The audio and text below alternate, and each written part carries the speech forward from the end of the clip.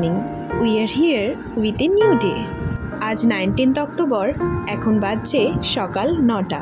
সকাল সকাল ঘুম থেকে উঠে রুম থেকে বেরিয়েই দেখি কত বাঁদর আমাদেরকে পাহারা দিচ্ছে। ছুরি থেকে বুড়ি সবাই আছে তাদের মধ্যে।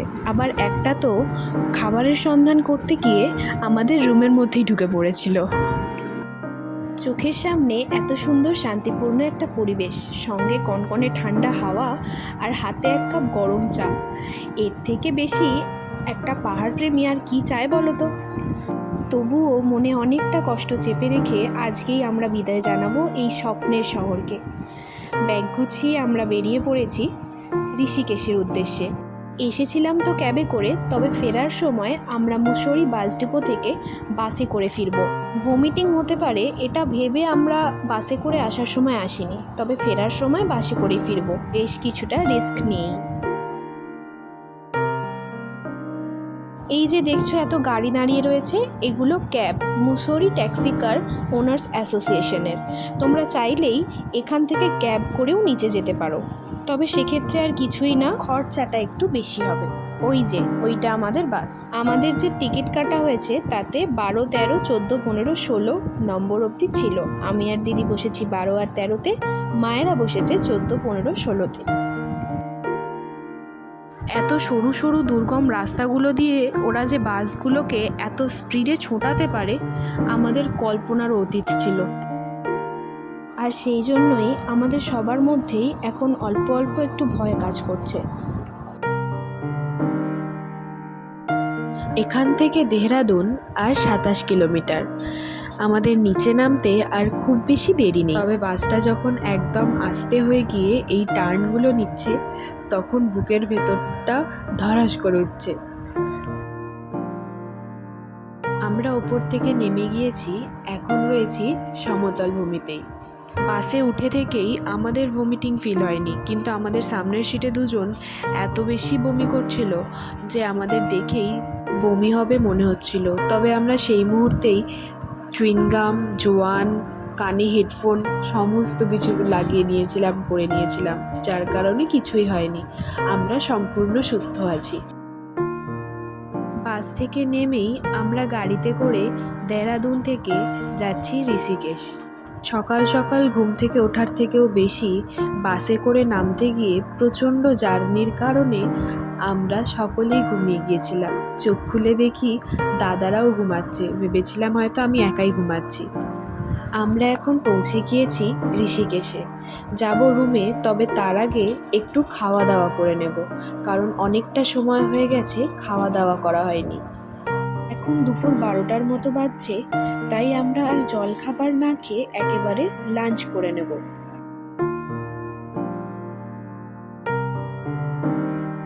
সবাই এখন বেশ অনেকটা টায়ার্ড আর অনেকটা খিদে পেয়েছে। সবার জন্য নেওয়া হয়েছে একটা করে থালি। থালিতে আছে ভাত, রুটি, ডাল, মিক্সড সবজি, আচার, স্যালাড।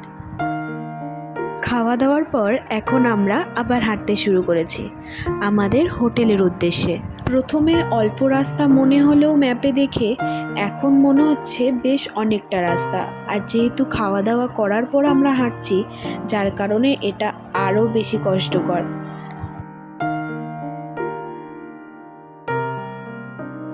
এবং অবশেষে আমরা পৌঁছে গিয়েছি। রুম তো আগে থাকতে বুক করাই ছিল। মা আর দিদি এসে ওদেরকে রিসেপশনেতে সমস্ত ডিটেলস দেখালো। এখন আমরা আমাদের রুমে যাচ্ছি। চলো হাঁটি হাঁটি পা পা করতে করতে তাড়াতাড়ি রুমে যাই, খুব ক্লান্ত লাগছে। এই হলো গিয়ে আমাদের রুম।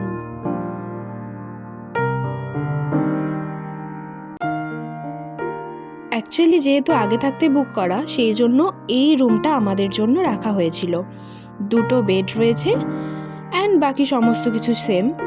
কিন্তু যেহেতু আমরা মানুষজন কম এসছি, তাই কথাবার্তা বলে যদি পসিবল হয় রুমটাকে চেঞ্জ করে অন্য সিঙ্গেল বেডের রুম নেওয়ার, সেটার জন্যই মায়েরা কথা বলেছিল প্রথমে।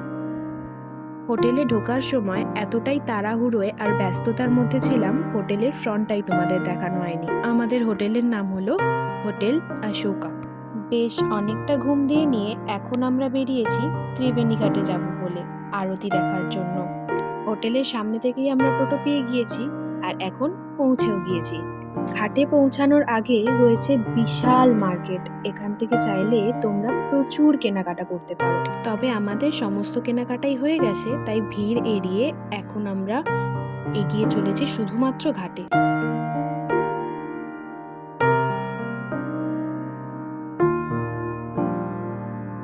এটা হলো ত্রিবেণী ঘাটে পৌঁছানোর মেইন গেট।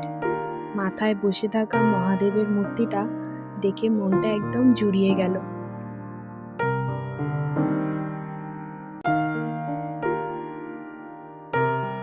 আমরা বেশ অনেকটাই তাড়াতাড়ি চলে এসেছি, যাতে খুব ভালো করে জায়গা পেয়ে বসে আরতিটা উপভোগ করতে পারি।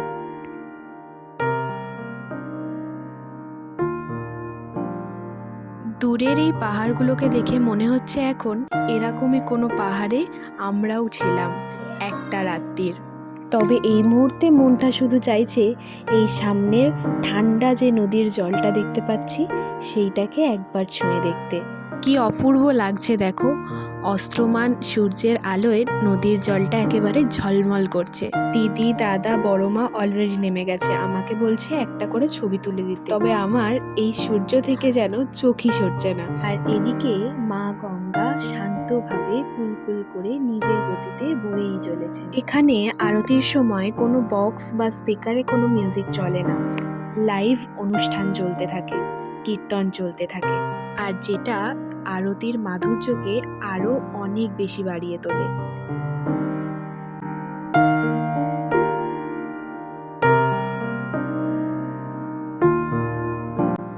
আরতির সমস্ত জোগাড় ওনারা করে নিয়েছেন, এখন চলছে গঙ্গা প্রণাম। কিন্তু তোমরা একটা জিনিস কি লক্ষ্য করেছো, যে জায়গাটা এতক্ষণ পুরো খালি ছিল সেই জায়গাটাই এখন প্রচুর প্রচুর মানুষজনেতে একেবারে ভরে গেছে।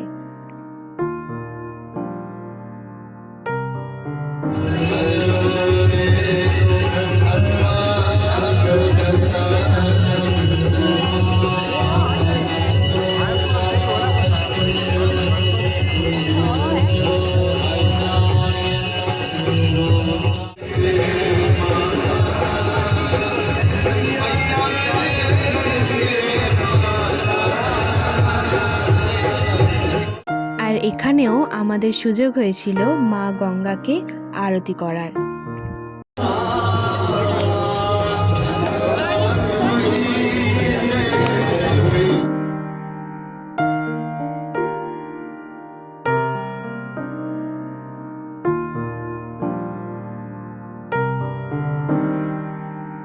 চলো এখন এগিয়ে গিয়ে আরতির তাপ নিয়ে আসি। সকলেই নিচ্ছে, আমিও নেব।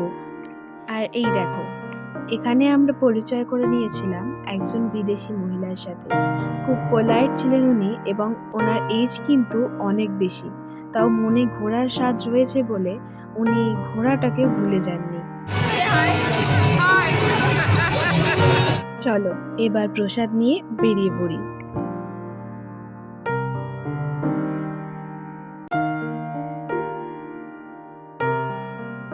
দিদির নাচের ভিডিওর ক্ষেত্রে যেহেতু মাথায় ফুলের মালা অনেক সময় লাগাতে হয়, তাই এখান থেকে দুটো ফুলের মালা আর টাবলুর জন্য এখান থেকে কিউট একটা ব্যাগ নেওয়া হয়েছে। এখন ফেরার পথে আমরা ঢুকেছি একটা খাবারের দোকানে। এখান থেকে খাবার নিয়ে আমরা রুমে চলে যাব। রুমে গিয়ে আমরা খাওয়া দাওয়া করব। আর এখানে দিদির কাছ থেকে ছোট্ট করে শুনে নাও আমরা সারাদিন কি কি করেছি। बस में पहाड़ों की सवारी, फिर सुनसान गूगल मैप देख के होटल ढूंढना, फिर त्रिवेणी घाट की आरती देखना, फिर आरती करना, और फिर सुनसान गली से चलना, वो भी ऋषिकेश का, अननोन एक प्लेस का। वैसे डिस्कवर करना अच्छी लगती है हम लोगों को। ठीक है, बाय बाय, फिर मिलते हैं दूसरे ब्लॉग में। बाय। সকলে খুব ভালো থেকো, সুস্থ থেকো।